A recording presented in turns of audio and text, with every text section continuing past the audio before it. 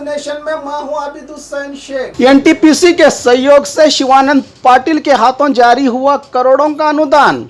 बीजापुर जिला पंचायत में चले कार्यक्रम में बसन बागेवाड़ी कांग्रेस विधायक शिवानंद पाटिल और डीसी सीईओ की अगुवाई में एनटीपीसी की ओर से बसन बागेवाड़ी तालुका में आने वाले मुतगी, कुड़गी, गोलसंगी, मसूती और तेलगी ग्राम पंचायतों को कुल 18 करोड़ 17 लाख रुपयों के अनुदान को चेक के रूप में देकर ग्राम विकास के लिए बड़ी मदद की गई है, जिस पर शिवानंद पाटिल ने कहा कि इन रुपयों से ग्राम पंचायतों की अभिवृद्धि की जाएगी। राज्य में देवनहल्ली ग्राम पंचायत के बाद कुड़गी सबसे ज्यादा अभिवृद्धि होने वाले ग्राम पंचायत बनकर उभरने वाला है, कहा शिवानंद पाटिल ने, क्योंकि इस पंचायत को सबसे ज्यादा अनुदान से मदद मिली है, कहा शिवानंद पाटिल ने। सेकंड पंचायत ಅದು ಗೋವಿಂದ ರೆಡ್ಡಿ ಅವರು ಬೇಕಾದ್ರೆ ತರಷ್ಟು ನೋಡ್ಲಿ ಅದೊಂದು ಸ್ಟ್ರಾಟಜಿಕ್ ನನಗೆ ಗೊತ್ತಿರೋ ಮಟ್ಟಿಗೆ.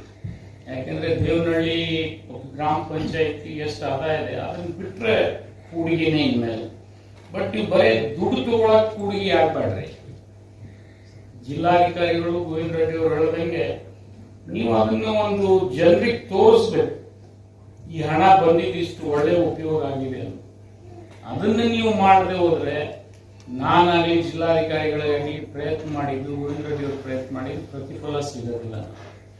ನಾವು ಇಷ್ಟೆಲ್ಲ ಕಷ್ಟಪಟ್ಟು ನಿಮಗೆ ಕೊಡಿಸಿವಿ, ನೀವು ಆ ಹಣ ಉಪಯೋಗ ಮಾಡಿಕೊಂಡು ನಾಳೆ ಯಾವುದೇ ರಾಜ್ಯದ ಪಂಚಾಯಿತಿಯವರು ನಿಮ್ ಬಳಿ ಬಂದ್ರೆ ನಿಮ್ ಹಣ ಹ್ಯಾಂಗ್ ಉಪಯೋಗ ಆಗಿದೆ ಅನ್ನೋದು ಅವ್ರು ನೋಡಿ ಕಲ್ಕೊಂಡು ಹೋಗ್ಬೇಕು.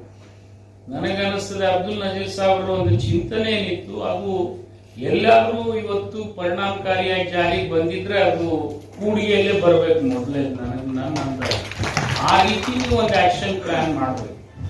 ನೀವು ಈ ಹಣ ಅದ ಅಂತ ತಿಳ್ಕೊಂಡು ಯಥೇಚ್ಛವಾಗಿ ಎದಕ್ಕೆ ಖರ್ಚು ಮಾಡಿ ಹೋಗ್ಬಿಟ್ರೆ ನಿಮ್ಗೇನು ಚಲೋ ಹೆಸರು ಬರೋದಿಲ್ಲ. ಇದನ್ನ ನೀವು ಬಹಳ ವಿಚಾರ ಮಾಡಿ. ಮತ್ತಿದು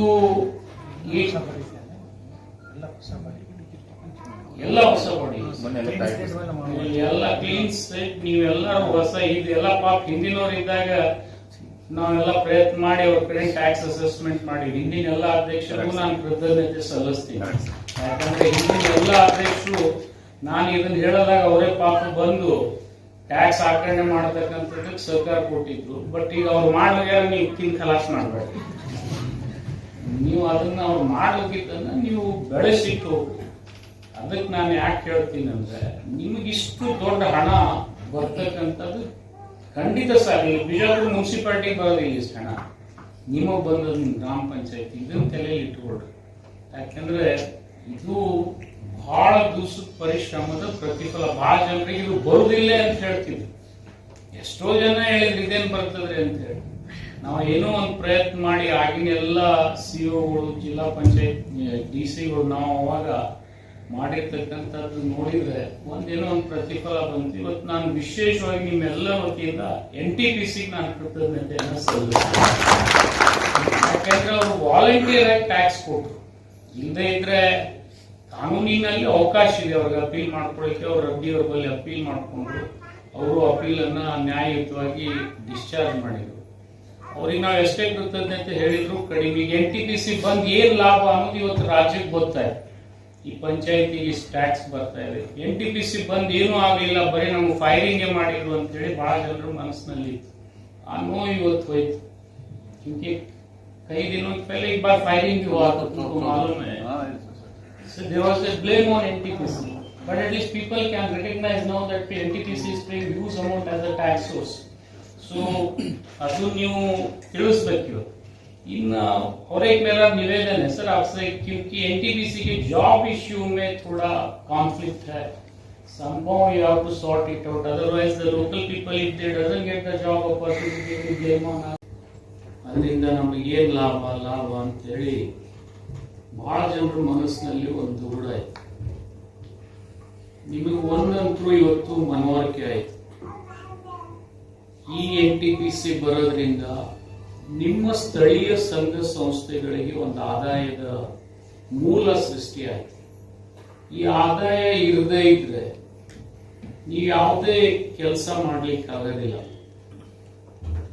ಬಹುತೇಕ ನಿಮ್ಮಲ್ಲಿ ಇದಕ್ಕಿಂತಲೂ ಮೊದಲೇ ಸರ್ಕಾರ ಅನೇಕ ನಿರ್ದೇಶನಗಳನ್ನು ಕೊಟ್ಟು ನೀವು ಆದಾಯ ಸೃಷ್ಟಿ ಮಾಡ್ತಕ್ಕಂಥ ಅವಕಾಶ ಕೊಟ್ಟರು ಕೂಡ ನೀವು PDOಗಳು ನೀವು ಮೆಂಬರ್ಗಳು ಆ ಕಡೆ ಲಕ್ಷ್ಯ ಕೊಡೋದಿಲ್ಲ. ನಾವು ಬಹುತೇಕ ನೋಡ್ತಿರ್ತೀವಿ ಯಾವುದೇ ಪಂಚಾಯತಿ ಟ್ಯಾಕ್ಸ್ ಕಲೆಕ್ಷನ್ ಎಷ್ಟಪ್ಪ ಅಂದ್ರೆ ಬಹಳ ಅಂದ್ರೆ 30% ಮಾಡಿರ್ತಾನೆ ಅಬ್ಬಬ್ಬ ಅಂತ. ಎಲ್ಲೋ 100ಕ್ಕೆ 70% ಮಾಡಿರ್ತಾರೆ. ಆದ್ರೆ ಇದು ಕೂಡ ನಿಮ್ಮಿಂದ ಪ್ರತಿ ವರ್ಷ ಸೋರಿಕೆ ಆಗ್ತದೆ. ಅದನ್ನ ನೀವು ಆ ಕಡೆ ಲಕ್ಷ್ಯ ಕೊಡಬೇಕು. ಮತ್ತು ನಿಮ್ಮಲ್ಲಿ ಕಮರ್ಷಿಯಲ್ ಆಕ್ಟಿವಿಟಿಗಳು ಕೂಡ ಬರ್ತಾವೆ. ಯಾರೋ ಒಬ್ರು ಅಂಗಡಿ ಹಾಕ್ತಾರೆ, ಮತ್ತೊಬ್ರು ಫ್ಯಾಕ್ಟರಿ ಹಾಕ್ತಾರೆ, ಅವ್ರ ಕಡೆ ನೀವು ಕರ ವಸೂಲ್ ಮಾಡಕ್ ಬರ್ತದೆ, ನೀವು ನೋಡೋದೇ ಇಲ್ಲ, ಅಲ್ಲಿ ಬಹಳ ನಿರ್ಲಕ್ಷ್ಯ ಮಾಡ್ತಾರೆ. ಅದು ಕೂಡ ನಿಮ್ಮಲ್ಲಿ ಸೋರಿಕೆ ಆಗ್ತದೆ. ಬಟ್ ಬಂದಂತ ಹಣ ಏನಿದೆ ಅದನ್ನ ರೆಮ್ಯುನರೇಟಿವ್ ಆಗಿ ಉಪಯೋಗ ಮಾಡಬೇಕು. ನೀವು ಎಲ್ಲಾದ್ರೂ ಒಂದಿಷ್ಟು ಇನ್ವೆಸ್ಟ್ ಮಾಡಿದ್ರೆ ಅದು ಮತ್ತೆ ನಿಮಗ ಆದಾಯದ ಮೂಲ ಆಗ್ಬೇಕು. ಆ ರೀತಿ ನೀವು ಮಾಡೋದೇ ಇಲ್ಲ. ನೀವು ಯಾವುದೇ ಪಂಚಾಯತಿಗೆ ನಾನು ಹೋಗಿ ನೋಡ್ತೀನಿ, ನೀವು ಒಂದೆರಡು ಕಮರ್ಷಿಯಲ್ ಕಾಂಪ್ಲೆಕ್ಸ್ ಮಾಡ್ರಿ, ಒಂದೆರಡು ಇಂಡಸ್ಟ್ರಿ ಬರ್ತಕ್ಕಂಥ ಜಾಗ ಮಾಡ್ರಿ, ನಿಮ್ಮ ಉದ್ಯೋಗ ಜಾಸ್ತಿ ಆಗ್ತದೆ, ನಿಮ್ ಜನರ ಆದಾಯನೂ ಜಾಸ್ತಿ ಆಗ್ತದೆ. ನೀವು ಅಂಥದ್ದು ಯಾವುದೂ ಮಾಡೋದಿಲ್ಲ. ನೀವು ನಿಮ್ಮಲ್ಲಿ ಸಣ್ಣ ಪುಟ್ಟ ಕೈಗಾರಿಕೆಗಳು ಕೂಡ ಬರ್ಬೋದು. ಯಾರಾದ್ರೂ ರೊಟ್ಟಿ ಮಾಡೋರು ಬರ್ಬೋದು, ಶೇಂಗಾ ಹಿಂಡಿ ಮಾಡೋರು ಬರ್ಬೋದು, ಪಾಪಡ್ ಮಾಡೋರು ಬರ್ಬೋದು.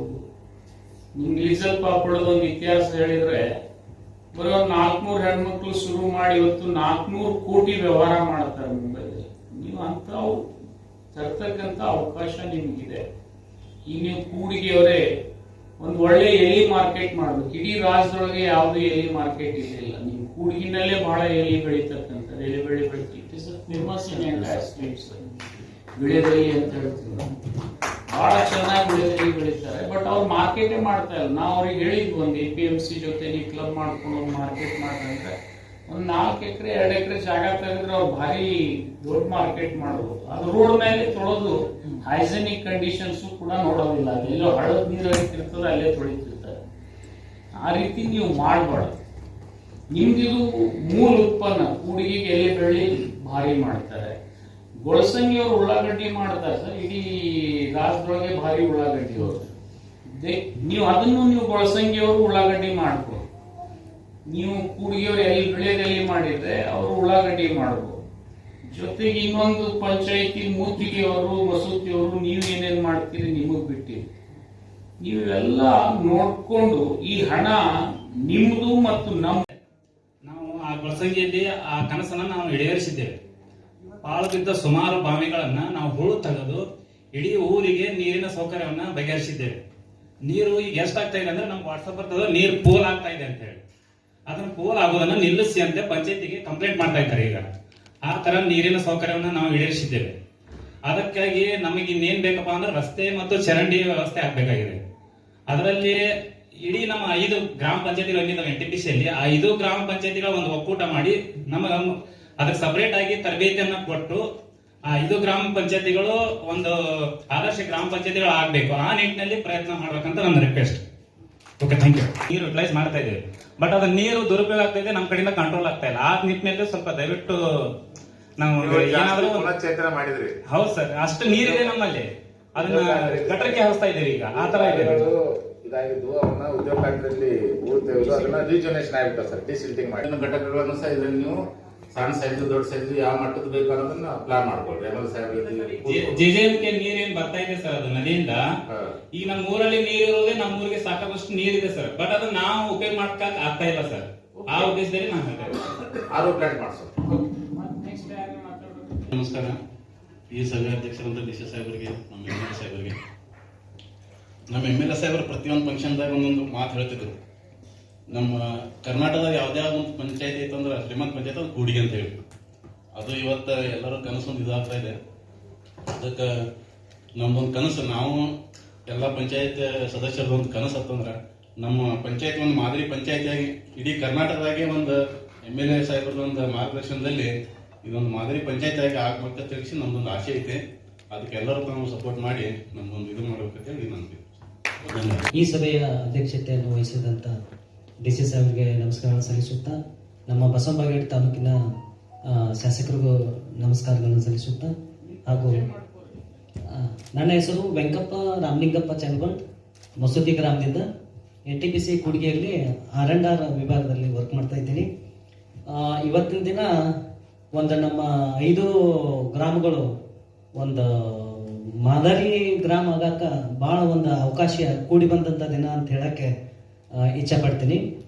ಆದರೆ ಇನ್ನೊಂದು ಈ ಟ್ಯಾಕ್ಸ್ ಮನಿ ಏನು ಕೊಡ್ತಾ ಇದ್ದಾರೆ ಸರ್, ಇದು ಸ್ವಲ್ಪ ಮ್ಯಾಕ್ಸಿಮಮ್ ನಮ್ಮ ಶಿಕ್ಷಣಕ್ಕಾಗಿ ಉಪಯೋಗ ಮಾಡಿದ್ರೆ ನಂದು ಒಂದು ಅಭಿಪ್ರಾಯ ಇದೆ.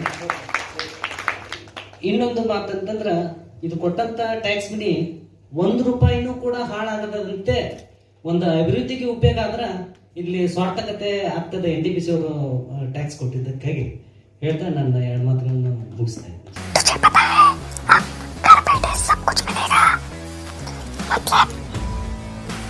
Food grocery Rao chicken mutton fish vegetables fruit juice मिठाई मेडिसिन चाय और पान भी, वो भी अपने मनपसंद शॉप से सिर्फ 30 मिनट में अपने घर तक। अरे वाह, मैं तो अभी ऑर्डर करती हूँ। क्या बताया ऐप का नाम बिगोस। तुम इस ऐप के बारे में किसी को मत बताना, सुना हमने, किसी को मत बताना।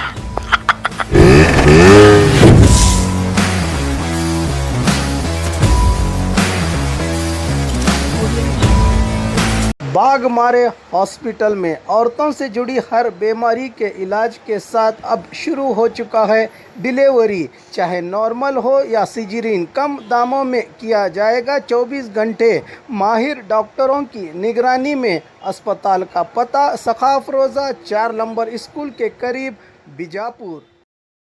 और खबरों के लिए देखते रहिए बी न्यूज़ नेशन।